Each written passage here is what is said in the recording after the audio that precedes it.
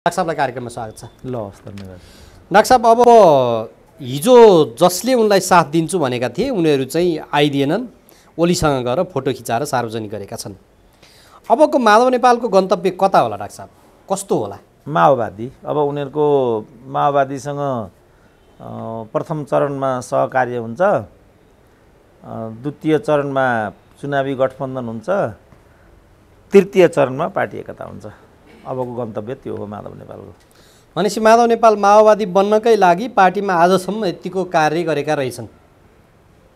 त्यो भन्दा पनि उनलाई केपी ओलीसँग ठुलो चिडचिडाट थियो र केपी ओलीलाई सत्ताबाट बेदखल गर्नुपर्ने थियो। त्यसका लागि उनी जे गर्न पनि तयार थिए र त्यो जेको पराकाष्ठा चाहिँ जुन मैले भने त्यो हो।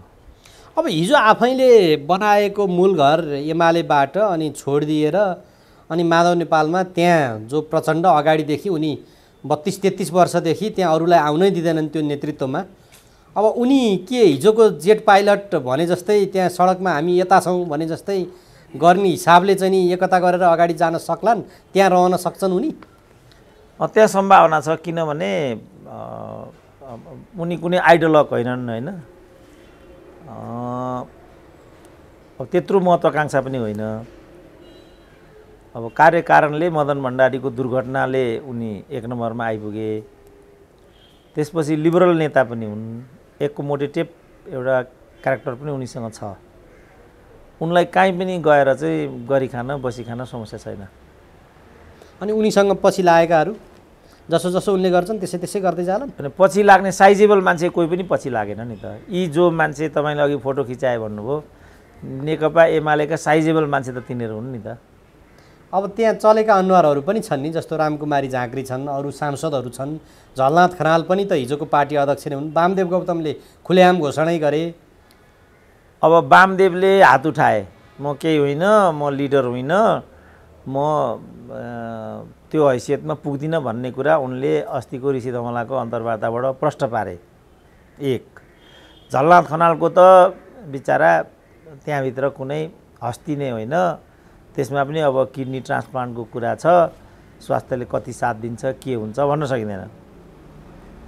अब अरूको त के हिसाब छ त? रामकुमारी झाँक्रीको त अहिले मूल्याङ्कन गर्ने बेला भएको छैन, उनी त युवा नेत्री हुन्।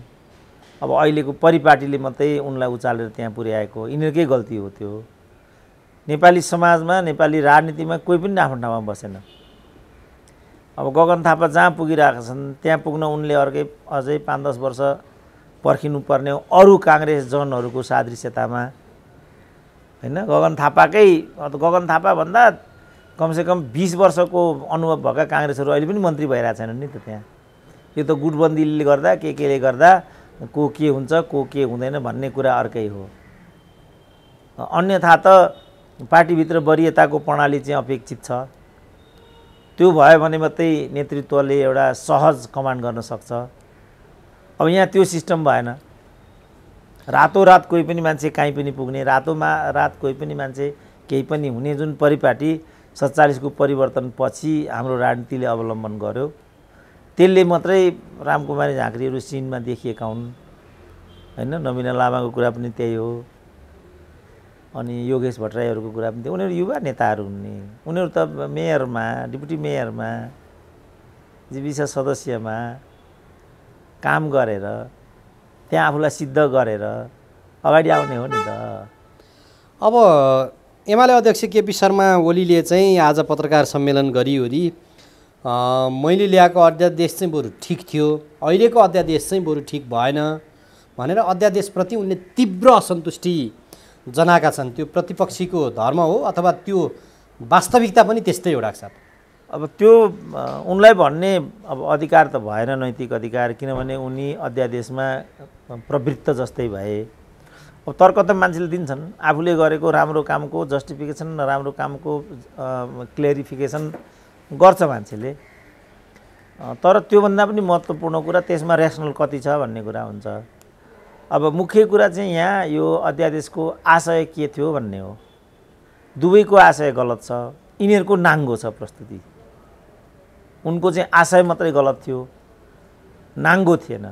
जस्तो बजेट ल्याउनै पर्यो, अनि लामो समयदेखि संवैधानिक संरचनाहरू रिक्त थिए, त्यसलाई पदपूर्ति गर्नै पर्यो। किनभने प्रतिपक्षी दलको नेता त्यो संवैधानिक समितिमा उपस्थितै हुँदैन। उदाहरणको लागि अबका कुनै पनि संवैधानिक परिषदका बैठकमा केपी ओली जाँदैनन्, 2 वर्ष नै जाँदैनन्, त्यो लेखेर राख्नुलाई जाँदैनन्। चलाउनै त्यही छ। गिरिजा जाँदै गएनन्, त्यसलाई अलिपति शेरबहादुरले पनि सिको गरे, प्रचण्डले पनि त्यही गरे। मोलतोल नमिल्दासम्म उनीहरू जाँदैनन्। अब प्रमुख प्रतिपक्षको दलको नेता चाहिँ त्यहाँ सहभागी नभइकन त्यो परिषदले पूर्णतै पाउँदैन। त्यो संवैधानिक व्यवस्था नै त्यस्तो छ। अनि त्यस्तो बेलामा जो दैनन्दिन गर्नै पर्ने काम कारबाही हुन्, ती काम कारबाहीहरू रोक्ने कि अध्यादेशको बाटो जाने भन्ने यो प्रश्न हो। तर अहिले जुन उनीहरूले अध्यादेश लिएर आए, त्यो अध्यादेशको औचित्य के होला मलाई भनिदिनु त तपाईँले। त्यो त भनेकै छन् नि, अध्यादेश अब निष्प्रभावी भनेर समाचारहरू सार्वजनिक भइसकेपछि त्यो फुटाउनु बाहेक अरू होइन भनेर त आजै पूर्व प्रधानमन्त्री ओलीले भनेकै छन् नि।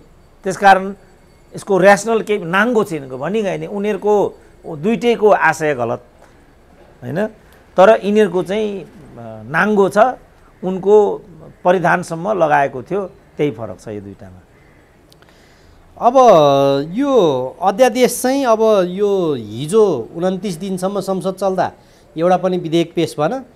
29 दिनको दिन राति संसद स्थगित गरियो, 30औं दिनमा अध्यादेश आयो। त्यस पछाडि 1-2 दिनमा पार्टी विभाजन गर्न पर्ने कति चाहिने थियो त्यो विभाजन गरियो।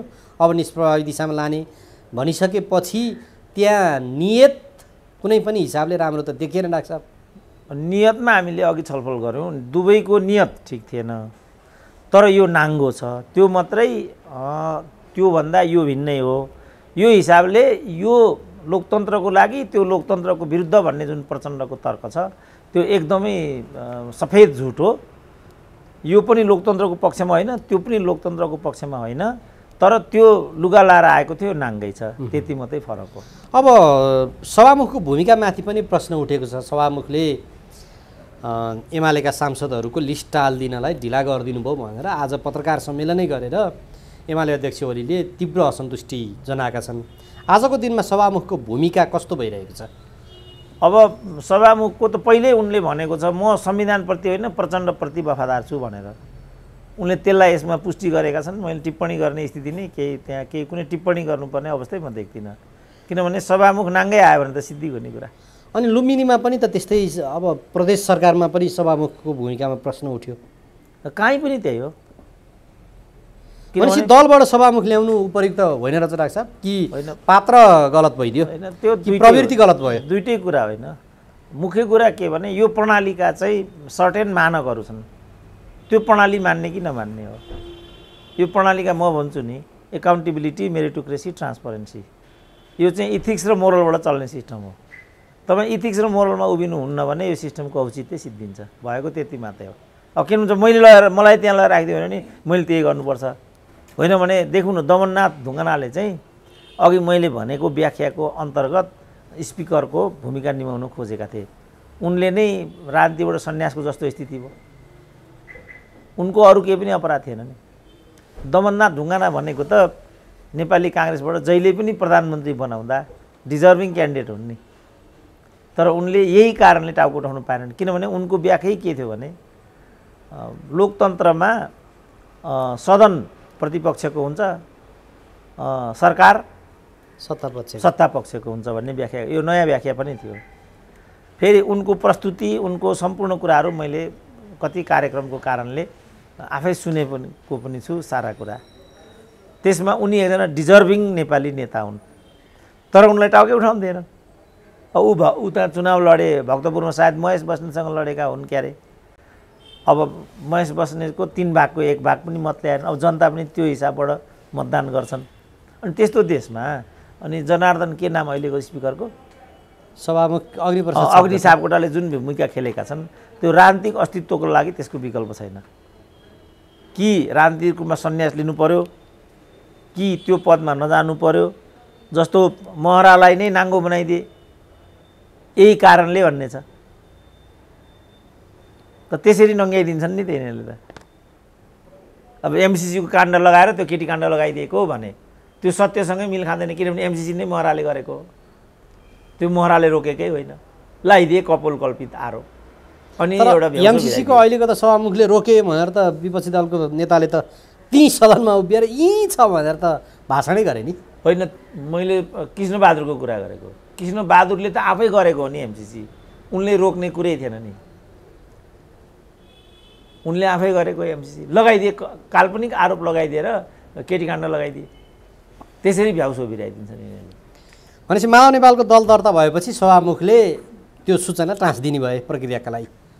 अब त्यो उनी के गर्छन् म भन्न सक्दिनँ, किनभने उनले पनि नियम कानुन टेक्नुपर्छ होला, उनले पनि हाउस चलाउनुपर्छ होला, उनले पनि भोलि यस्ता किसिमका प्रक्रियाहरू त्यहाँ प्रतिपक्षलाई मिलाएर गर्नुपर्ने हुन्छ होला, त्यो सबै उनको दिमागमा छैन होला भन्न सकिँदैन।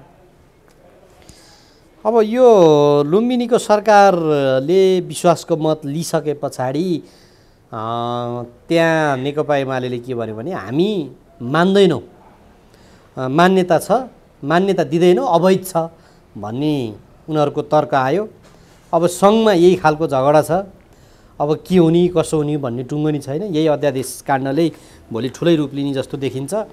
अब संवैधानिक परिषदको हकमा अघि डाक्टर साहबले भनिहाल्नुभयो, कता जाने भयो यो, यसरी त मुलुक अझै अस्तव्यस्ततिर। अर्ली इलेक्सनको बाटो यो एकदम स्टेपिङ गलत छ, किनभने यिनीहरूले आम सहमतिको राष्ट्रिय सरकार बनेर केपी ओलीकै नेतृत्वमा, प्रचण्डकै नेतृत्वमा, शेरबहादुरकै जोसुकैको नेतृत्वमा, तर किनभने यो सत्ताको झगडा हो, यो विषयको झगडा होइन, यो सत्ताको कलह हो, यो केही गर्दा पनि टुङ्गिँदैन, मिल्दैन। अब यस्तो कुराले त विषयलाई अझ खराब बनाउँछ। अब यो त्यत्रो दुःख गरेर हराएको अथवा हटाएको, अदालत धाइकन लामबद्ध लाएर हटाएको सरकार आए पछाडि त केही न केही जनताको डेलिभरीमा चाहिँ अथवा अहिलेको अस्तव्यस्ततामा चाहिँ चुस्तता आउनुपर्नेमा न सरकारले पूर्णता पाउँछ। अब यो अस्तव्यस्त झन् गन्जागोल के भएको डाक्टर साहब यस्तो? होइन, यो त रतेउली, तपाईँले रतेउली हेर्नु भएको छ कि छैन? रतेउलीमा हजुर हेरेको छ कि? हेरेको छु। हेर्नु भएको छ नि? होइन, मैले चाहिँ सुनेको मात्रै छु, पाहाडकै जन्म भए पनि सुनेको मात्रै छु, हेरेको चाहिँ छैन। बच्चा बेला पनि मैले हेरेको छु। तर सम्पूर्ण कुरा हेर्न पाइन्छ अरे त्यो रतेउलीमा। यो त्यस्तै हो। त्यो सम्पूर्ण कुरा भने कस्तो लाग्छ? नग्नता, दिदीबहिनीहरूको जुन एउटा कुण्ठा हुन्छ मनमा, सबै कुरा त्यहाँ उनीहरूले व्यक्त गर्छन्, त्यसैलाई रतेउली भनिन्छ। मैले आफै चाहिँ त्यो देखाएको छैन, सुनेको पनि छैन मैले, किन रतेउलीकी छोराहरूले हेर्नु हुँदैन भन्ने पनि थियो। यो त्यस्तै हो। अब जस्तो भनौँ न, त्यही अध्यादेश त्यस्तो पनि हुन्छ कहिले, उनीहरूले नै बनाएको संविधान यस्तो होला भनेर 40% राखेको। हिजो भीमरावले राम्रोसँग व्याख्या गरे नि, यसलाई रोक्न 40% राखेको। अब उनीहरूले त्यसमाथि यस्तो हमला गरेर 20%मा ल्याए। अब भोलि एकजना मात्रै सांसदको मत पुगेन भनेदेखि हिजो चाहिँ साना दल बढी भयो भनेर रोके, अब त जति सक्दो दल लिएर आए त्यति राम्रो हुने भयो, किनभने भक्का फुटाउँदै गएपछि त अब यो चाहिँ यो संविधान रहँदासम्म गर्न पाइने भयो। जस्तो अहिले अध्यादेशको विरोध गर्ने हो भने पहिला हिजोको अध्यादेशलाई लिएर माफी माग्नुपर्छ भने गगन थापाले। अब यो त खराब काम गर्नेतर्फ यिनीहरू चाहिँ प्रतिस्पर्धा गरिरहेका छन् भन्ने बाहेक त यसको केही पनि निष्कर्ष आउँदैन। तैँले चोरिस्, मैले पनि चोरेँ, तैँले बाटामा फोहोर गरिस्, मैले पनि गरेँ, तैँले गर्दा हुन्छ, मैले गर्दा किन हुँदैन? तर त्यो त स्वस्थ प्रतिस्पर्धा होइन नि। त स्वस्थ प्रतिस्पर्धाका माध्यमबाट वेस्टमिनिस्टरियल सिस्टम चाहिँ डेभलप भएको, नत्र भने त बेलायतका राजाहरू कम्ती निरङ्कुश होइनन् नि। त्यहाँको राजा जतिको दमनकारी, त्यही भएर त्यहाँ राजाको टाउकै काटिदिएको थियो नि। फ्रान्सको राजाको कुरा पनि यही हो, लुइज 16 को जिलोटिन भएको थियो, उनको पनि कारण यही थियो। तर त्यसपछि पनि रेन अफ टेरर भन्थे, फ्रेन्च रिभोल्युसनको धेरै पछाडि 1795 1800सम्म त्यो दौर चल्यो। फ्रान्समा पनि धेरैजसो नेताहरूको टाउको काटियो। त्यसपछि चाहिँ नेपोलियनको उदय भएको थियो। त्यही टाउको काटाकाटबाट नेपोलियनको उदय, यहाँ पनि त्यही टाउको काटाकाटबाट जङ्गबहादुरको उदय भएको थियो भने जस्तो। तर उनीहरूले चाहिँ ती सब घटनाबाट सिक्ने गरे, हाम्राले चाहिँ सिक्ने गरेनन् र अहिले पनि उनीहरू सिक्नेपट्टि छैनन्। तैँले अध्यादेश ल्याउनुहुन्छ भने मैले ल्याउनु किन हुँदैन? तैँले उपेन्द्रलाई लक्ष्य गरेर अध्यादेश ल्याएको होइन, हामी पनि माधव नेपाललाई लक्ष्य गरेर अध्यादेश ल्याउँछौँ। अब यो सम्पूर्ण इतिहासमा यो कलङ्कको जिम्मेवारी चाहिँ शेरबहादुरले लिनुपर्छ। त्यसकारण मैले भने अबको निर्वाचनमा यस बापत जनताले नेपाली काङ्ग्रेसलाई दण्डित गर्नेवाला देख्छु म। अब के गर्छन्, जनता त मभन्दा ठुला हुन्, म भन्न सक्दिनँ, जनतालाई म होच्याउन पनि सक्दिनँ। तर यो कुराको हिसाब किताब नेपाली जनताले गरेबाट यसको नैतिक प्रतिफल ओलीले पाउँछन् भन्ने मेरो बुझाइ छ। भनेपछि अबको चुनावपछि ओली राइज हुन्छन्, उनले भने जस्तै हामी वैधानिक तवरबाट फेरि राज्य सत्तामा आउँछौँ भन्ने उनको जुन भनाइ छ त्यो सार्थकता पाउँछ।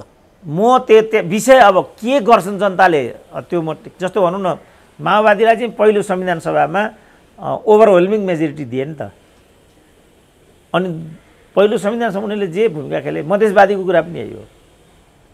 ठुलो सङ्ख्या मधेसवादीले प्रत्यक्षतर्फ 52 सिट जितेका थिए, माओवादीले 120 सिट जितेको थियो, एमाले 35 हुँदा काङ्ग्रेस 37 थियो। जम्मै दलहरू एकातिर त्यसो गर्दा पनि माओवादीकै बढी हुन्थ्यो होइन। अब जनजातितर्फ पनि 188 जनजातिका छोराहरूले जितेका थिए, त्यसमा 118। महिलातर्फ पनि अन्तरिम संविधानले 33% को प्रतिनिधित्वको ग्यारेन्टी गरेको थियो, 33% नै हाउसमा पुगेका थिए। पछि के देखे जनताले भने यो महिला भनेको नेताहरूका श्रीमतीहरूको लागि रहेछ, मधिसे भनेको मधिसे आवरणमा काठमाडौँमा गएर मस्ती मार्ने, ती बिल्डिङ ठोक्ने, सम्पत्ति कमाउने यो रहेछ। माओवादी भनेको पनि काङ्ग्रेस एमाले भन्दा भिन्न रहेनछ भन्ने नेपाली जनताले बुझेपछि के गरे, 120लाई 28 मा झारिदिए, 52लाई 11 मा झारिदिए। सङ्ख्या हेर्नु है, 52 मधिसेलाई 11 मा झारिदिए, 118 जनजातिलाई 87 मा झारिदिए।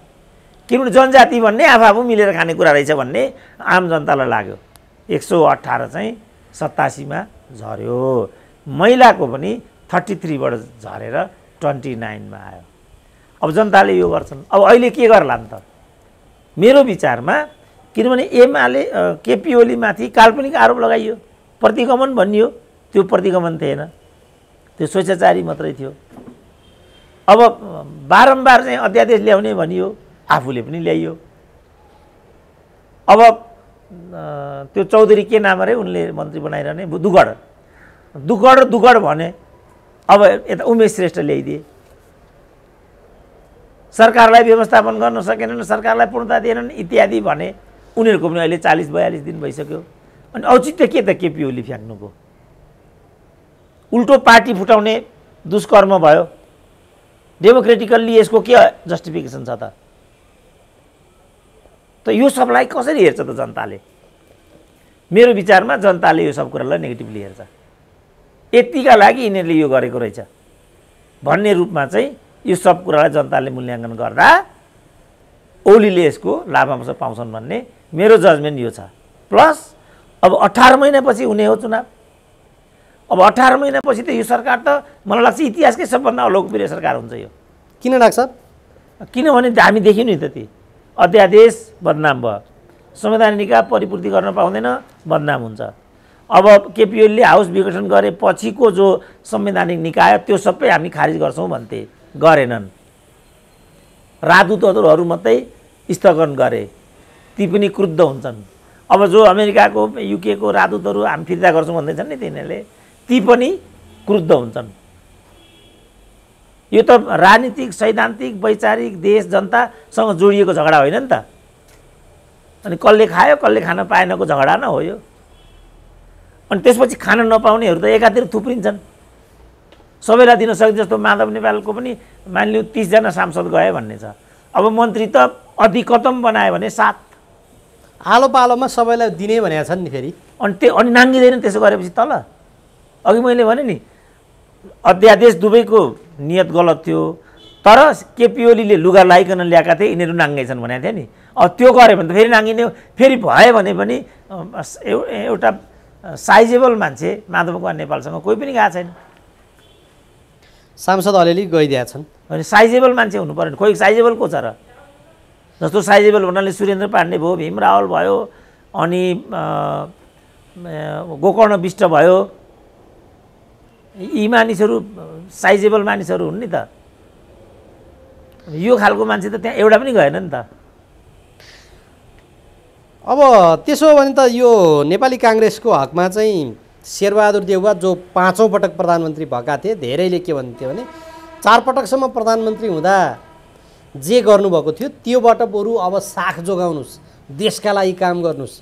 अब चाहिँ साँच्चै 5 पटकको प्रधानमन्त्री भएको देउवाको चाहिँ छुट्टै होस् भन्ने एउटा चाहिँ अपेक्षा राखेका थिए। बचे खुसेको साख पनि जाने भयो होइन, किनभने पार्टीभित्र पनि त्यस्तै किसिमको द्वन्द्व छ, सरकारमा पनि लथालिङ्ग अवस्था भयो होइन। अब शेरबहादुरको पहिलो त त्यस्तो साख केही पनि छैन, पार्टीभित्र त्यस्तो द्वन्द्व पनि छैन जो हिजो हुने गर्थ्यो। अब यहाँ जिल्ला सभापतिहरूले धरना दिएर बसेका छन्, पार्टी कार्यालय घेराइ गरेका छन्। धरना दिए पनि जे दिए पनि शेरबहादुरले त्यहाँ थुप्रो चाहिँ सन्देश लान सक्छन्। हामी प्रतिपक्ष भएर यति नाम मात्रको विजयी बनेर पनि कम्युनिस्टहरूलाई बेवकुफ बनाउन सफल भएका छौँ। यी बेवकुफहरूमाथि शासन गर्दै हामीले शक्ति सञ्चय गर्नुपर्छ भन्ने मेरो मूल अभिप्राय हो। साथी हो, विचार गरिदिनु पर्यो, जय नेपाल भनिदिन्छन्। अब यो त लजिकल छ। त्यस कारण यो त ठुलो प्लस हो शेरबहादुरको लागि। मैले भनेको चाहिँ नेपाली काङ्ग्रेसलाई यो सब बापत जनताले कसरी हेर्नेछन् त भोलि, त्यसको आधारमा मैले के भनेको भने, किनभने उसको स्टेपिङ जसरी माधव नेपालको स्टेपिङ गलत हो, शेरबहादुरको पनि क्यालकुलेसन गलत छ। खालि प्रधानमन्त्री हुने कुरा मात्रै छ। अब बदनामी सुरु भइसकेको छ। उनले चाहिँ उमेश शेर्ष जस्ता मान्छेलाई अगाडि बढाइराखेका छन्। अब भोलि अब त्यहाँ पनि भागभन्डा हुन्छ, आर्जुको भागभन्डा हुन्छ, रामचन्द्रको हुन्छ, शशाङ्कहरूको हुन्छ, सुजातालाई बनाउनै पर्यो। अनि त्यहाँ आउनुपर्ने जो मानिस हो नेपाली काङ्ग्रेस पनि मलाई लाग्छ सायद यिनीहरूले गगन थापालाई नै पनि पिकअप गर्न गाह्रो मान्छन् कि। त्यो त भोलि क्याबिनेट विस्तारमा त्यो होला। अब काङ्ग्रेसमा रामचन्द्र पौडेल अथवा शशाङ्क कोइराला पक्षधरहरू चाहिँ एउटा सर्वसम्मत नेतृत्वको खोजीमा उनीहरू निस्किएका पनि छन्। गहन छलफलमा त्यसबाट पनि केही निस्केला। तर शेरबहादुर देउवाको हकमा चाहिँ उनले अब राखी कुटनीति मार्फत विदेशीसँग पनि सम्बन्ध सुधार गर्न खोजेका हुन् कि? अब त्यो त हामीले एक्जाजरेसन गरेको मात्रै हो। उनीहरूको बिचमा भाइचारा सम्बन्ध छ, हुन्छ। त्यो मुख्य यहाँ कृतज्ञता र मूर्खताको शिकार वामपन्थ हुन्छ। यो मात्रै टिका टिप्पणीको विषय हो। राखी, शेरबहादुर, नेपाली काङ्ग्रेस, काङ्ग्रेस भारत सम्बन्ध मैले देख्छ टिका टिप्पणीको विषय होइन।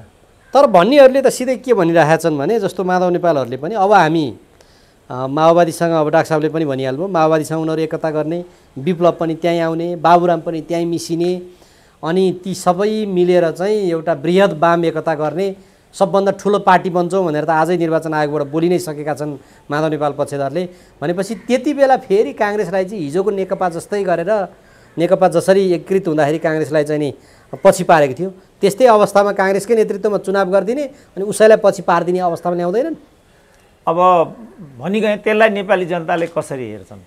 अब तपाईँले जे रिपोर्टिङ गर्दै हुनुहुन्छ त्यसरी नै उनीहरूले हेरेको हो र त्यसरी सहज तरिकाले अनि मनको लड्डु खाने कुरा हो भने त म भन्न सक्दिनँ। तर त्यसरी लड्डु खान पाइन्छ भने जस्तो मलाई चाहिँ लाग्दैन। त्यस्तो अब भन्नेहरूले त त्यही भनिरहेछन् नि डाक्टर साहब, उनीहरू सबै एउटै ठाउँमा घोलिएर मिसिएर रहन्छन् कि रहँदैनन्? फेरि रहन्छन् कि रहँदैन? तपाईँ आफै हेर्नुहोस् न, जुन वाम मोर्चा बनाएका थिए बाबुराम सहितको, दोस्रै हप्तामा बाबुराम त्यहाँबाट बाहिरियो होइन। त्यसपछि एमालेसँग एकता भयो। मैले यो हुँदैन, यो स्वार्थको एकता, एकता होइन, यसको अर्थै छैन भनेको थिएँ। सबै यहाँ चाहिँ धुपबत्ती बाल्थे। तपाईँ त एकतै हुँदैन भन्नुहुन्थ्यो, त भयो त एकता। तपाईँ पनि विश्लेषक हो र भन्थे, तपाईँ त्यो पनि देखिरहनु भएको छ। यो कुरा पनि त्यही हो। अब आजको दिनमा त्यसो भए माओवादी पार्टीबाट पनि निष्कासन भए, भएको जिम्मेवार पनि खोसियो, जिम्मेवारी पनि रामबहादुर थापा, टोपबहादुर, लेखराज भट्ट यी नेताहरूको त हरिबिजोगै भयो नि डाक्टर साहब। अब दल बदलीहरूको हरिबिजोग हुनु जरुरी पनि छ। एउटा जब मन्त्री पदको लागि जुन देशका मन्त्रीको, प्रधानमन्त्रीको कुनै हैसियत हुँदैन, त्यो देशमा मन्त्री 7 दिन हुनको लागि जसले आफ्नो राजनीतिलाई नै दाउमा हाल्छ, त्यस्ताहरू दण्डित हुनु जरुरी छ र यी कुणा कर्कटहरूलाई समाजले चिन्नु पनि जरुरी छ र यस्ताहरूलाई चाहिँ निवृत्त गराइदिनु पनि आवश्यक छ। फोहोर नपन्साइकन त शुद्धिकरण हुँदैन नि त समाजमा, राजनीतिमा। त्यसकारणले यस्ता मानिसप्रति हाम्रो सहानुभूति जानुको कुनै अर्थ छैन। उनीहरू दण्डनीय छन्, उनीहरू दण्डित हुनुपर्छ। जो दलबदल हुन् उनीहरूले चाहिँ दण्डित हुनुपर्छ र जो माधव नेपालको बाटोबाट अगाडि बढेर एउटा राजनीतिक तुष्टि लिन खोजिरहेछन् यिनीहरू पनि दण्डित हुनुपर्छ। मेरो फुटाउनेहरू पनि मेरो भ्यालु चाहिँ त्यो हो। माओवादीमा भाँडभैलो गर्नेहरू पनि दण्डित हुनुपर्छ, एमाले भाड्नेहरू पनि दण्डित हुनुपर्छ र नेपाली जनताले आफ्नो हैसियत देखाउनुपर्छ। मेरो चाहिँ यो पोजिसन हो। अब के गर्छ जनता त्यो म भन्न सक्दिनँ। अब यति बेला यो दलहरू बीच भएको यो तरलताको अवस्था बीचमा चाहिँ म यो प्रश्न फेरि पनि दोहोरिन सक्छ। भारतका विदेश विभाग प्रमुख, भाजपाका विदेश विभाग प्रमुखले आएर शेरबहादुर देउवा प्रथम महिलासँग चाहिँ नि राखी बाँध्नुको त्यहाँ तात्पर्य के होला डाक्टर साहब? अब त्यो त हिन्दूवादी पार्टी पनि हो एक, दुई अब एउटा सांस्कृतिक निकटताको कुरा पनि हुनसक्छ, तीन राखी कूटनीति पनि हुनसक्छ, चार अब आर्जुको हैसियत, किनभने वास्तवमा शेरबहादुरलाई चलाउने त आर्जु नै हुन्, त्यो थाहा भएको पनि हुनसक्छ। तपाईँले सिक्किमको इतिहास हेर्नुभयो भने सिक्किमको इतिहास चाहिँ दुईटा विदेशी महिलाहरूको द्वन्द्वले सिक्किमको अवसान भएको थियो। काजीकी श्रीमती पनि विदेशी थिइन्, राजाकी श्रीमती पनि विदेशी थिइन् र ती दुई विदेशी महिलाहरूको त्यहाँ प्रतिशोध, प्रतिस्पर्धा र द्वेष थियो र ती दुवै काजी र प्रधानमन्त्रीहरू ती द्वेषी महिलाहरूको दमनमा थिए। परिणाम सिक्किमको अवसान हो। भनेपछि नेपालको हकमा के भन्नु खोज्नुभयो डाक्टर साहब? त्यस्तो केही हुँदैछ क्या? त्यो मैले भन्न खोजेको होइन। कूटनीतिमा चाहिँ यो लेडिज फ्याक्टरलाई पनि शासक तपाईँ कहीँ हेर्नु, जस्तो जुन घानी अफगानिस्तानका तिनकी श्रीमती पनि विदेशी हुन्, सिद्धियो नि अफगानिस्तान, घानी पनि सिद्धिए नि त। अब कोफी आननकी श्रीमती पनि अमेरिकन थिइन्। त्यस कारणले यो वाइफ डिप्लोमेसी सम्बन्ध सुधारको दिशामा अगाडि बढ्नलाई लागेको हो। त्यस भए होइन, प्रयोग गर्ने, यो प्रयोग गर्ने। अब कम्फर्टेबल सरकार भन्थे प्रचण्डले, कम्फर्टेबल सरकारको कुरा हो यो कम्फर्टेबिलिटीलाई चाहिँ प्रयोग गरेको। हाम्रो पनि त्यही हुन्छ। हाम्रो पनि कोही जस्तो भनौँ न, राजा महाराजाहरूको पनि वैवाहिक सम्बन्ध उतै हुन्थ्यो। जस्तो राजा ज्ञानेन्द्रका पालामा पनि यहाँ यो सब दलहरूसँग मिलाउनको लागि करण सिंह आएका थिए। करण सिंहसँग त राजा ज्ञानेन्द्रहरूको नातेदारी हो नि त। हामी खाली ओह्रालो लागेको हुनाले काङ्ग्रेसलाई चाहिँ जे पनि भन्ने हाम्रो चलन छ नि त। यो काङ्ग्रेस भनेको भारतीय दलाल हो, अमेरिकी पिट्ठु हो, फलानो भन्नमा हामीलाई मजा आउँछ नि त। तर अब हामी पनि परिपक्व भएका छौँ। काङ्ग्रेसलाई मात्रै गाली गरेर लक्ष्यमा नपुगिने रहेछ भन्ने हामीलाई थाहा भइसक्यो। जस्तो बिपी कोइरालालाई हामीले जीवनभर गाली गऱ्यौँ, भारतको दलाल भन्यौँ। अब आत्मवृत्तान्त बिपी कोइरालाले मेरो सेखपछि छापिदिनु भने रहेछ। किताबसम्म छाप्न सक्ने स्थिति थिएन बिपी कोइरालाको। त्यो किताब प्रकाशित भएपछि हामीले थाहा पायौँ बिपी कोइरालालाई असहयोग गर्ने सबैभन्दा ठुलो अन्तर्राष्ट्रिय शक्ति भनेको भारत रहेछ। अब हामीलाई यो कुरा थाहै थिएन। त्यसकारण काङ्ग्रेस भन्ने बित्तिकै भारतसँग जोड्ने फलानु, हामीसँग यो बानी छ, त्यो बानी हामीले छोड्नुपर्छ। अब भनौँ न, अब काङ्ग्रेस र चाहिँ भारतको कुनै पनि संसदीय पार्टीहरू र नेपाली काङ्ग्रेसको बिचमा त भाइचारा सम्बन्ध हो नि त। यहाँका वामपन्थीको चिनिया पार्टीसँग चाहिँ जुम मिटिङ गर्थे, त्यहाँका मार्क्सवादीहरूसँग निकटताको सम्बन्ध छ, त्यहाँका माओवादीहरूसँग निकटताको सम्बन्ध। बरु बुझि नसक्ने कुरा चाहिँ के छ भने माओवादीले सम्पूर्ण आफ्नो जनयुद्ध ती बसेर गर्यो नि, त्यसलाई तपाईँ केही भन्नुहुन्न, त्यसमा तपाईँ राखी देख्नुहुन्न, त्यसमा तपाईँ आवागमन देख्नुहुन्न। एकदम हाम्रो गलत दृष्टिकोण हो यो, एकदमै। यसो उसो गरेर सबै उही हुन् भन्ने कुरो निष्कर्ष होइन डाक्टर साहब? त्यसमा त दुई मात्रै भएन, मुख्य कुरा केस वाइज हेरौँ न हामी। जस्तो चौथाइ आउने बित्तिकै पहाड खस्यो भन्ने होइन, अनि रको चिफ आएको कुरा पचेर जाने, रको चिफ किन आएका थिए भन्ने कुरा नै नेपाली समाजले थाहा पाएन नि। त्यो त थाहा पाउने कुरा हो नि त। किनभने रको चिफको भिजिटको बाई प्रोडक्ट आजको पोलिटिक्स हो नि त। छलफल तपाईँले गर्नुपर्ने यहाँ थियो, अब तपाईँ राखी पोलिटिक्समा अल्मलिनु भएको छ। मैले यो मात्रै भन्न खोजेको कि राखी पोलिटिक्स भनेको अननेचुरल छैन, नेचुरल हो त्यो। कोही पनि हाम्रो यहाँका त्यहाँ गयो भने, किनभने एकदम निकटताको सम्बन्ध। फेरि यो पनि नेपालीहरूले बुझ्नु जरुरी छ कि नेपाली नेतृत्व चाहिँ भारतीय स्वतन्त्रता सङ्ग्राममा आबद्ध भएर आएको छ। बिपी पनि 2 वर्ष जेल बसेका छन्, मनमोहन पनि 2 वर्ष जेल बसेका छन्। सम्पूर्ण नेपाली नेतृत्वहरूको चाहिँ भारतीय स्वतन्त्रता सङ्ग्राममा चाहिँ त्याग छ, लगानी छ। र हामी एक प्रकारको अन्तर सम्बन्धित भयो, जस्तो यहाँको मार्क्सवादी त्यहाँको मार्क्सवादी, यहाँको माओवादी त्यहाँको माओवादी, यहाँको कम्युनिस्ट आन्दोलन त्यहाँको कम्युनिस्ट आन्दोलन, यहाँको डेमोक्रेटिक आन्दोलन त्यहाँको डेमोक्रेटिक आन्दोलन अनुन्यासित छन्। अब मान्छेहरूले त यहाँ प्रश्न उठाछन् नि, सिक्किमकै कुरामा चाहिँ सिक्किम जस्तै बनाइदिन्छन्, यहाँ त फिजी जस्तै बनाइदिन्छन्, नागरिकता धमाधम बाँडेका छन्। यो हिसाबले भोलि त अब के नै बाँकी बस्छ र केही नै बस्दैन, देशै नरहने भयो भन्ने कुरा गर्छन् नि। त्यसो भनेको पनि 30 वर्ष भइसक्यो। डेमोग्राफिक चेन्जको कुरा भन्थे होइन। एउटा मधेसीलाई मन्त्री हुन त सम्भव भएन भने कसरी डेमोग्राफिक चेन्ज हुन्छ र कसरी नेपाल फिजी हुन्छ, कसरी सिक्किम हुन्छ? मलाई लाग्छ यो मोडल पनि अब पुरानो भइसक्यो। यो सिक्किम भयो भने यिनै दलबदलु यो 20% पार्टी फोर्ने भडुवाहरू यो बाटोबाट हुन्छ। त्यो बाटोबाट हुँदैन, म ग्यारेन्टी गरिदिन्छु। अब किनभने यो सबै फेक स्टेटमेन्ट हो। यो सिक्किम हुने भन्ने कुरा, फिजी हुने भन्ने कुरा, नागरिकता वितरणको कुरा जम्मै फेक हो। अब त्यसो भने भारतीय अहिले वर्तमान नेतृत्वमा रहेको राजनीतिक दलले नेपालमा हिन्दू राष्ट्र होस् भन्ने उसको अपेक्षा छ भनिन्थ्यो। अब यहाँ आए, प्रथम महिलासँग राखी पनि बाँधे, हिन्दू राष्ट्र बनाउने दिशामा मुलुक अगाडि जान सक्छ, त्यो हिसाबले बढ्न सक्छ राख्छ? कसरी सक्छ? हिन्दू राष्ट्रको कुरा होइन कि हिन्दू संस्कृतिको कुरा मात्रै गरेको कोपमा केपी परे। तपाईँ देखिरहनु भएको छ।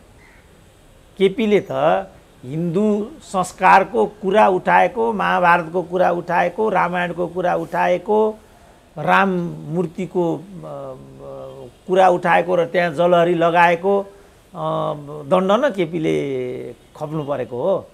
अनि तपाईँ कसरी यो कुरा अब हुन्छ होला भन्ने ठान्नुहुन्छ? म पत्याउँदिनँ। अब मान्छेहरूले यहाँ चाहिँ यो व्यवस्थामा चाहिँ प्रश्न उठाएछन्, डाक्टर साहबले नि पटक पटक उठाइराख्नु भएको छ। यो व्यवस्था के हुन्छ भन्नेमा चाहिँ नि बडो आशंका छ। सरकारले पनि पूर्णता पाउँदैन। अब यो अन्धाधुन्ध छ, गन्जागोल छ, राजनीतिक दलहरू भटाभट फुटेका छन्। के हुन्छ त डाक्टर साहब त्यसरी त? अब यही अघि हामीले भनेको जस्तै व्यवस्था बदलिने अवस्थातिर जाँदैन चुनाव भएर? होइन, अब चुनाव भएर त व्यवस्था कसरी बदल्यो र? व्यवस्था भनेको अर्कै कुरा भयो, अवस्था भनेको दोस्रो कुरा भयो। तपाईँले सिस्टमको कुरा गरेको कि रुलिङ सिस्टमको कुरा गरेको कि पोलिटिकल सिस्टमको कुरा गरेको? पोलिटिकल सिस्टमबाट को जुन यो असन्तुष्टि छ त्यो चाहिँ विस्फोट हुन्छ कि हुँदैन भन्ने कुरा। अनि विस्फोट हुनसक्छ, तर विस्फोटकहरू खोइ त त्यहाँ हो नि प्रश्न।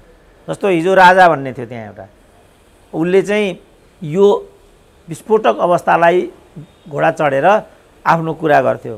17 सालको कुरा पनि त्यही हो, 59 सालको कुरा पनि त्यही हो। अब त राजा पनि छैन। अब बाँकी रह्यो सैनिक शक्ति। अब नेपालको सेनामा म त्यस्तो पोलिटिकल एम्बिसन देख्दिनँ। त्यो प्रोफेसनल सेना हो, ऊ राजनीतिमा आउँछ भन्ने मलाई लाग्दैन। अब रह्यो वैकल्पिक शक्तिको कुरा।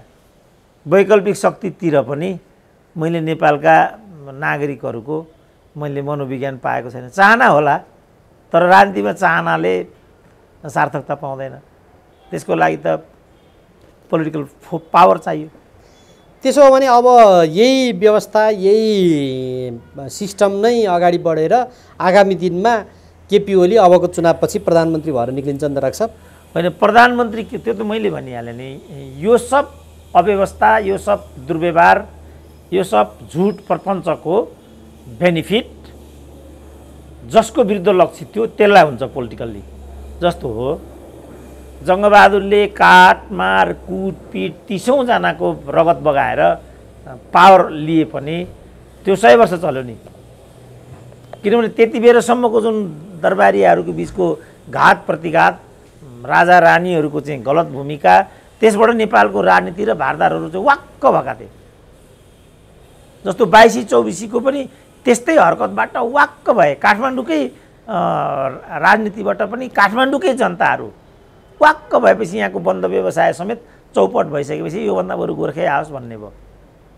त्यसपछि पृथ्वीनारायण शाहको विजय सुनिश्चित भएको थियो। त्यसपछि राणा शासन चाहिँ उदय हुन पुग्यो। त्यस्तो किसिमको हुन पुग्छ क्या अबको राजनीति डाक्टर साहब। अब त्यस्तो भएको हुनाले अब यहाँ पनि केपी ओलीलाई प्रतिगामी भनियो, अध्यादेशवादी भनियो, नातावाद कृपावादवादी भनियो, मोतीलाल दुगडहरूलाई बोक्ने भनियो, तर आफूले पनि त्यही गर्यो। अनि औचित्य सिद्ध भएन नि त। जस्तो अहिले भीमरावलहरूले कुनै अर्कोले पनि कुरा, सायद नारायण काजीले होला, नारायण काजीले त्यो कुरा उठाइराखेको के थियो भनेदेखि हिजोकै प्रवृत्तिको पुनरावृत्ति हुने हो भने हामीले हिजो उठाएको आवाजको औचित्य सिद्ध हुँदैन। त्यसकारण हामीले हिजोका गल्तीहरूबाट सिक्नुपर्छ र लोकतन्त्रको डेलिभरी चाहिँ आम जनतालाई दिनुपर्छ। त यो त मेजर कुरा हो नि त। जस्तो यो आयो सिस्टम होइन, यो केपी ओलीलाई फ्याँक्यो, ल तपाईँ नै भन्नुहोस् यसको औचित्य कहाँ पुष्टि भयो त? पुष्टि हुनु पऱ्यो नि औचित्य। जस्तो राजा महेन्द्रले 17 साल गरे, औचित्य पुष्टि भयो नि, किनभने विकास निर्माणको पूर्वाधार दिएर गयो नि। तपाईँलाई मन पर्दैन पोलिटिकल्ली, तर विकास निर्माणको पूर्वाधार त दिएर गयो त राजाले। अब ज्ञानेन्द्रले त्यो चिज गर्न सकेनन्, राजतन्त्रै हिँड्यो। कदमको औचित्य पुष्टि गर्नुपर्छ। अब यो त्यसो भने समग्रतामा डाक्टर साहब जस्तो महन्त ठाकुरले नयाँ पार्टी बनाए, माधव नेपालले नयाँ पार्टी बनाए, केही पनि औचित्य छैन, आफ्नो स्वार्थको लागि गरिरहेछन्। अब महन्त ठाकुरको चाहिँ त्यो बाध्यात्मक अवस्था हो होइन, किनभने उनीहरूको जुन पार्टी एकताको थियो, नेकपाको एकता जस्तै त हो नि मधेसवादीको एकता। केपी ओलीबाट बच्नको लागि हतार हतार उनीहरूले त्यो एकताको नाटक गरेका थिए, जुन कृत्रिम थियो। अध्यादेशबाटै जुटे, अध्यादेशबाटै फुटे, सजिलो भयो नि। त्यसपछि चाहिँ के भयो भन्दाखेरि माधव कुमार नेपालका लागि लिएर आएको छेउमा च्याखे थापेको जस्तो प्रतिफल महन्त ठाकुरहरूलाई हुन पुगेको मात्रै हो।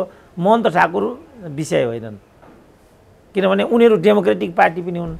मुख्य त यिनीहरू हुन् एकअर्कालाई, एकअर्काको अस्तित्वलाई नसहने, नमान्ने। वामपन्थीहरूमा त्यो संस्कार चाहिँ अत्यधिक हुने गर्छ। अब अरूहरूमा त जस्तो अब नेपाली काङ्ग्रेस पनि फुट्यो, जुटे, सहजै अगाडि बढिरहेछ नि त। अब यता त जुटे, परिणाम दिएन। वामदेव पनि आए, तात्विक रूपमा उनले त्यहाँ आफ्नो अस्तित्व बनाउन सकेनन्। उल्टै माधव कुमार नेपाल चाहिँ त्यहाँबाट चोइटिएर बाहिरिए।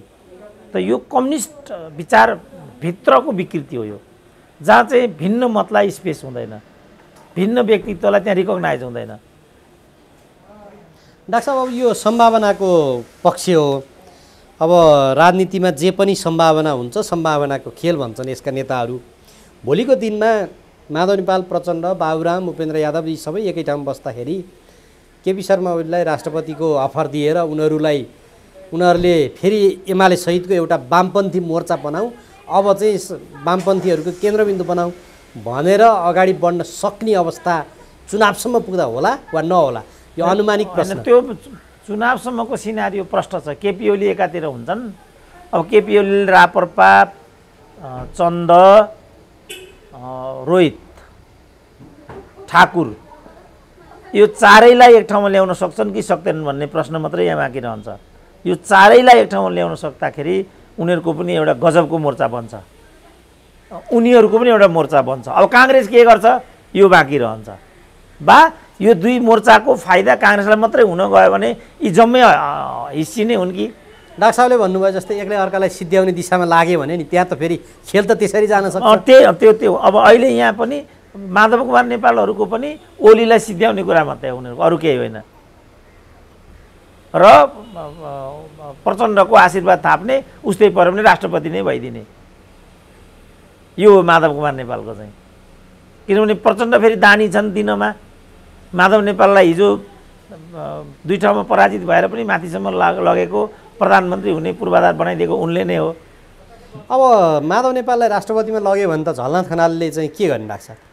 अब झलनाथ खनालको दिए खाने मात्रै हो, झलनाथ खनालको कुनै त्यहाँ अस्तित्व हुँदैन, किनभने उनी इलामैबाट निर्वाचित भएर आउने हुन् कि होइनन् प्रश्न छ। आजको मितिसम्म त उनी लगातार निर्वाचित भएका हुन् नि। एमाले निर्वाचित गराएको नि, त्यो नहुने बित्तिकै त उनको त जमानतै बस्दैन नि त्यहाँ त। त्यो त पार्टीले दिएको एउटा न्यानोलाई त नेताहरूले पनि बिर्सनु भएन नि त। अब त्यसो हुँदाखेरि पार्टीमै रहन सक्नु पर्थ्यो। तर अब झलनाथ खनालको त त्यहाँ प्रश्न पनि उब्जेको छ डाक्टर साहब। अब उनले यता हस्ताक्षर पनि गरेका छैनन्, शनाखतमा पनि उपस्थित हुन सकेनन्। उनी त मूल पार्टीमै हुन्छन्, कानुनी व्यवस्था यो हो भन्छन्। अब उनको शनाखत चाहिँ दूतावास मार्फत प्रेषित छ भनेर मैले सुनेको। अब त्यहाँ 1 सङ्ख्या 2 सङ्ख्याको प्रश्न आएको भएदेखि यिनीहरूले सामदाम गरेर हेलिकप्टर चलाएर भए पनि झलनाथलाई यहाँ ल्याउँथे।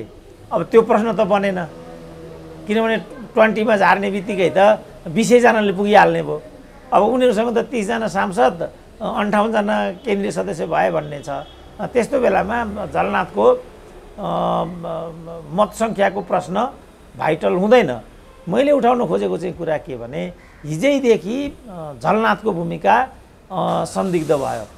उनले जुन बेला यहाँ नर्विकमा विज्ञप्ति जारी गरे त्यति बेला उनले चाहिँ पार्टी विभाजित नहोस् भन्ने एउटा संवेदनशील वक्तव्य जारी गरे भन्ने कुरा आयो। अब प्रश्न उनले किन भनेनन् त? डाक्टर साहब, त्यसो हो भने जस्तो कम्युनिस्ट पार्टीमा कार्यकर्ताले क्याडरले नेता स्थापित गर्छ, बनाउँछ, निर्माण गर्छ। अब आजको दिनमा चाहिँ यो नेताहरू जो छ उनीहरू चाहिँ आफ्नो स्वेच्छाचारीमा हाबी भए, त्यस कारणले यो पार्टी फोड्दाखेरि साथ नदिएका हुन् दोस्रो लेयरका नेताहरूले। नभए भने त माधव नेपालको पछि लागिरहेकै थिए हिजोको दिनमा। होइन, त्यसमा चाहिँ कस्तो भयो भनेदेखि सायद उनीहरू पार्टी विभाजनको पक्षमा थिएनन् एक। त्यसपछि त्यसको गन्तव्य के हो भन्ने कुरा यो पङ्क्तिलाई स्वीकार्य भएन। किन? गन्तव्यको बारेमा अघि हामीले कुरा गऱ्यौँ। तेस्रो कुरा चाहिँ उही मन्त्री सन्त्रीको कुरा नै भयो। अब मन्त्री को हुने भन्दाखेरि तपाईँ देखिरहनु भएको छ त्यहाँ नाम किसान श्रेष्ठले खुल्लम खुल्ला म मन्त्री हुनको लागि एमाले छोडेको भनेकै छ। प्रेम आलेको कुरा पनि त्यही हो। रामकुमारी झाँक्रीलाई पनि मन्त्री हुनुपर्ने होला। अनि पार्टी फुडाएको के फाइदा भयो त यिनीहरूलाई? केही अर्थ छैन। 7 वटा मन्त्री हुने हुन् त्यहाँ, अनि समाजवादी भइने भयो, अनि चुनावमा हार्नु र राजनीतिलाई दाउमा लाउनु बाहेक त केही पनि बाँकी रहेन। अनि त्यस्तो किसिमको पार्टी विभाजनको मतियारी अनि यिनीहरूले हुने भन्ने कुरा सम्भवै थिएन। जस्तो रघु नै पन्त, रघु पन्त त खास मान्छे हुन् माधव कुमार नेपालका। हजुर। अब माधव कुमार नेपालसँग गएपछि काठमाडौँ वरिपरि उनको कन्स्टिट्युएन्सी हो, आफ्नो अस्तित्व केही पनि हुँदैन भन्ने कुरा लाग्यो होला उनलाई। उनले त्यो त्यहाँ जाने निर्णय गर्न सकेनन्। त्यसपछि उनले नोमिनल मान्छेहरू जो गएका छन्, माधव मैले भएन नि, मैले साइजेबल मान्छे त त्यहाँ एकजना पनि छैन नि त। बेदुराम भुषाल, मुकुन्द नेउपाने हिजोका व्यक्तिहरू गएका छन् जसको आजको दिनमा हेर्ने भने तात्विक जनाधार चाहिँ देखिँदैन फेरि। होइन, उनीहरू साइजेबल मान्छे होइनन्। किनभने साइजेबल मान्छे जस्तो भनौँ न, समाजमा हामी देखिरहेछौँ सुरेन्द्र पाण्डे साइजेबल हुन्, भीम रावल साइजेबल हुन्, गोकर्ण साइजेबल हुन्, योगेश भट्टराई साइजेबल। भनेपछि यी व्यक्तिहरूलाई पार्टीभित्र रोक्नु चाहिँ केपी शर्मा ओलीको एउटा ठुलो सफलता नै मान्नुपर्छ होइन डाक्टर साहब? अब सफलता असफलता के हो, तर यो राम्रो हो मलाई चाहिँ त्यति मात्रै भन्नु छ। किनभने पार्टी विभाजन मैले देख्दा उपयुक्त कुरा हुँदैन। कत्रो मुस्किलले पार्टी निर्माण, तपाईँलाई अब सबै त्यसको हिस्ट्री थाहा छ कि थाहा छैन? अब मलाई त त्यसको सबै हिस्ट्री थाहा छ, मैले त्यसैमा अनुसन्धान पनि गरेको। एमालेको स्ट्रेन्थ नै त्यसको एकता हो। विभिन्न समूह उपसमूहलाई एकताबद्ध गर्न सक्नु नै एमालेको खुबी हो। त्यस्तो पार्टीलाई अनि आज आएर विभाजन गर्ने हो, पोलिटिकल्ली मोरल्ली कुनै पनि दृष्टिकोणले त्यो मिल्दैन। डेमोक्रेटिकल्ली कुनै पनि हिसाबले नेकपालाई एमालेलाई विभाजित गर्न पाइँदैन। प्रचण्डले पनि भनेको छ पार्टी विभाजन राम्रो होइन भनेर, प्रचण्डले पनि भनेको छ। तर राजनारायण बिराडीले भने जस्तो यी पाङ्ग्रेहरू स्वार्थको लागि पार्टी भाँड्छन् भने यी भाङ्ग्रेहरूको के कुरा भयो र? रामनारायणले भनेको अब एमाले त माओवादीले फुटाइदियो भन्छन् नि भन्नेको जवाबमा रामनारायणले त्यस्तो पाङ्ग्रे रहेछ यो एमाले भन्ने, मलाई माओवादीबाट हटाउन छोडभन्दा छोड्छु म ल हेर्नु त्यति भनी विभाजनको बाटोमा जानु भनेको त आत्मघाती कुरा होइन, अशोभनीय कुरा होइन। मलाई चाहिँ त्यो मात्रै भन्नु छ। अब बाँकी अब उनीहरू किन कसरी के गर्छन् के हुन्छ त्यसमा त बोल्दै पनि जान सकिन्छ। विभाजन कुनै हालतमा राम्रो, काङ्ग्रेसको होस् राप्रपाको होस्, जस्तो राप्रपै भनौँ न, कमल थापाको आत्मघाती नीतिले नै आज कहाँ छ त राप्रपा। मधेसवादीको कुरा पनि यही हो। इभन माओवादी 10 टुक्रा भयो। अब मोहन वैद्यलाई भाँड्ने यिनै बादलहरू होइनन्। जसरी रामकुमार लिहरूले चाहिँ माधव कुमार नेपाललाई त्यतातिर चाहिँ उद्वेलित गराए। एउटा हदमा भीमरावलहरूको जो युवा पङ्क्ति छ त्यो पङ्क्तिले पनि सुरुदेखि यो उपयुक्त छैन भनेको भए सायद माधव नेपाल यति हौसिँदैन थिए होला। त यो भूमि अब उनीहरूले चाहिँ बादलहरूको जस्तो ब्लन्डर हुनु अगाडि नै आफूलाई सम्हाले। यो चाहिँ मैले देख्दा उनीहरूबाट राइट समयको राइट डिसिजन हो। अब हार जितको श्रेय म कसैलाई दिनु उपयुक्त ठान्दिनँ।